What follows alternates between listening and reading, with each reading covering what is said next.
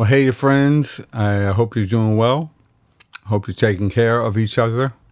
I haven't posted anything since just after my surgery, and that's how rumors get started. So I figured I would jump on and primarily just to say how grateful that I am, how grateful Val and I are for the unbelievable and overwhelming support and love that you guys have given us throughout this. Gonna have to do that for a while. It's truly humbling. It is truly humbling. And it leaves me pretty speechless. All of our friends and our families, my parents and my in-laws and our families and our extended musical family and Mingo family, my church family, just, it's just, to be honest, I don't know how you do something like this without the support that we have gotten. And I'm so thankful. And I pray that other folks that are going through this have that kind of support, because it has made all of the difference at every step of the way. And in the same breath, I would like to say that my wife is, I don't even have the right words. I really don't. She has literally kept me alive for a month. Every calorie, every bit of medicine that's gone into me was through a feeding tube. And she managed that and made sure that I was on track, even when I was very difficult. I was not the best patient. I love her so much, and I don't think there's any way I could ever repay the kindness and the love that she has shown me through all of this. But I will spend every day of my life trying. So, I love you, Val.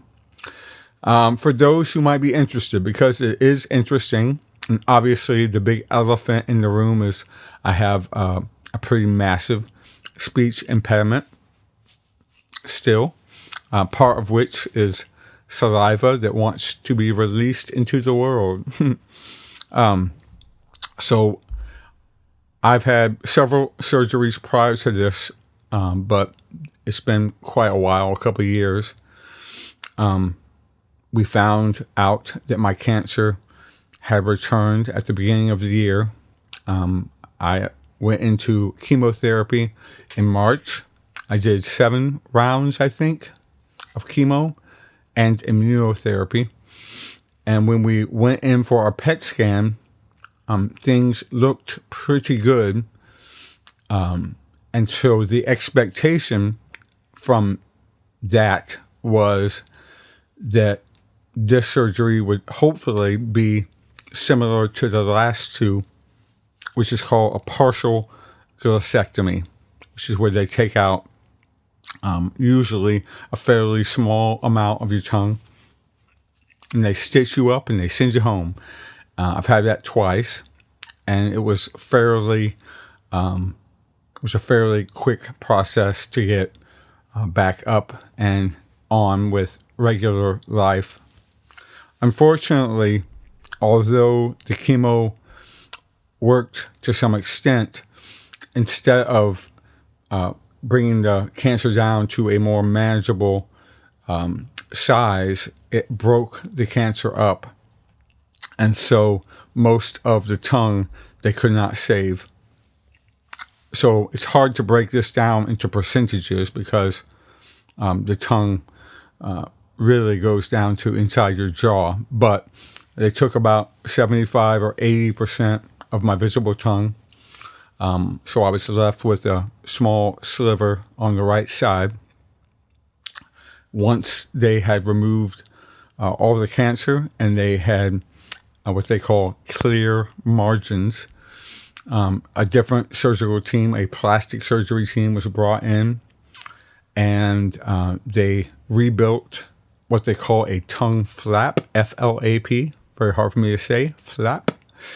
They rebuilt that out of a piece of my flesh from my leg, and that's essentially a puppet for what is left. So there's no control, direct control. There's no muscle. There's no nerve inside of that. It's just flesh. And so I don't have a tip of my tongue. I don't have the vast majority of the tongue. So everything, every sound, every vowel, every consonant is different. And most of my time in therapy is just trying to overcome old habits and develop new habits. And I'm also still very swollen, right? So as things continue to get smaller, some of this will be more, some of the sounds will be easier to come by. But for right now, I'm grateful for what I have, and will continue to work on it. Unfortunately, as they were getting a blood supply to the new flap, the muscle on my neck that they needed to access for that was very damaged by radiation, and they ended up having to move some arteries and some veins down. And in that process, it was required that they rebuild some of my the wall of my neck. So they made a foot-long incision in my thigh, and they took muscle from my leg, and they basically spackled it onto my neck. And that wound will take a pretty good amount of time to fully heal. And although it is much better than it was initially, it's still a distraction. And I understand that wearing a scarf in the middle of summer is also a distraction, but trust me, it's less of a distraction. So thank you for for ignoring the scarf for now. And the cap is due to a chemotherapy hair, which is super fine, and all of the gray hair, and none of the dark hair. That's kind of the way it seems to have worked. So it's a 1-2 punch, and I'm okay with it because I'm here, but it's a lot to contend with. I'll cover it up for now. So I had a trach for a number of days. Luckily, that's a hard word for me.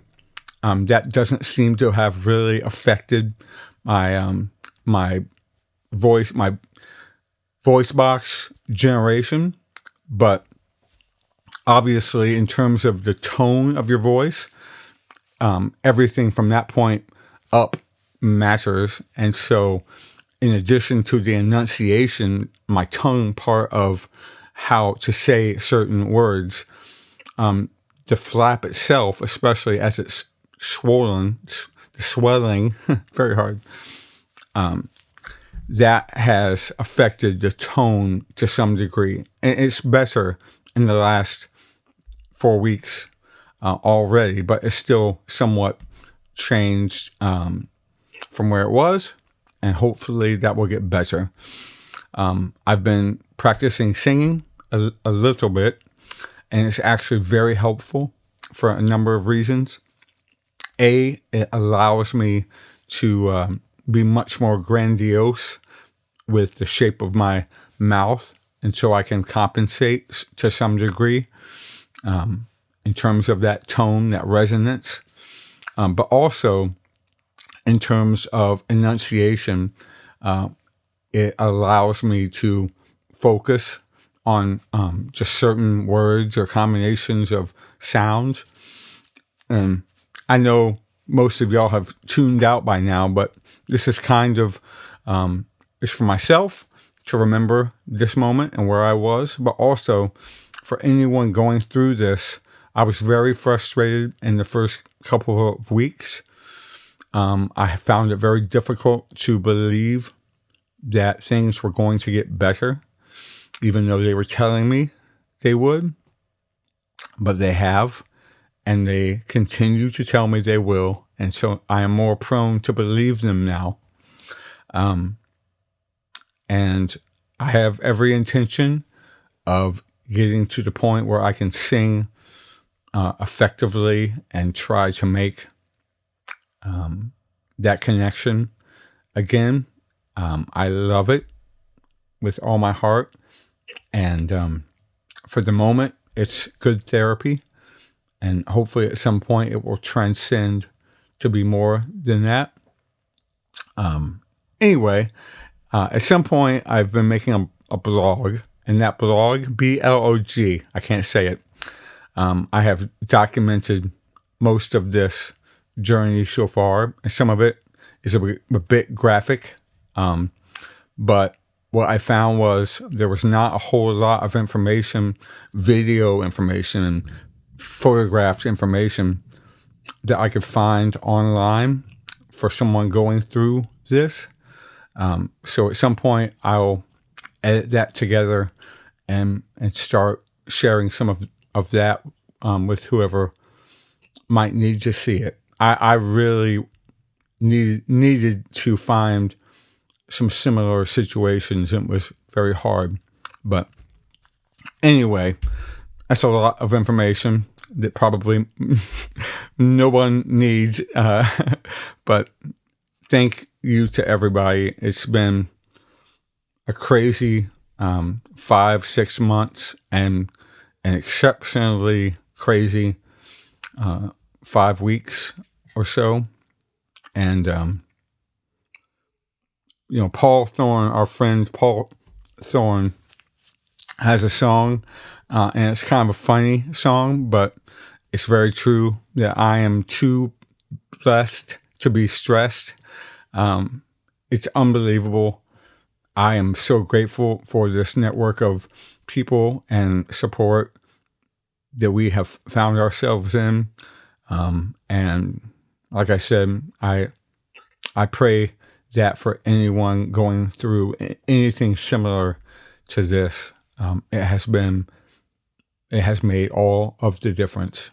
We love you and we thank you, and we hope to see you soon.